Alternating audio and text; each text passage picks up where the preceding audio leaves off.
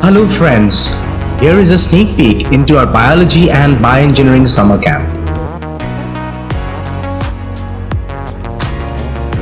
Hi, I'm Ananya Burli, a sophomore student in the Chemical Engineering Department of IIT Bombay. I have worked with Professor Sanjeeva Srivastava in silico technologies for docking with regards to COVID-19. Looking forward to seeing you at the summer camp.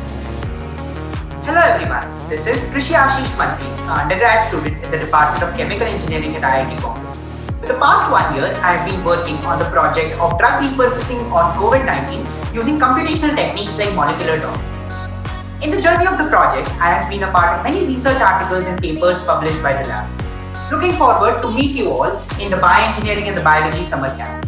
Hi all, I am Gauri, a second year undergraduate from Chemical Engineering Department at IIT Bombay, and see you guys soon at Biology Summer Camp.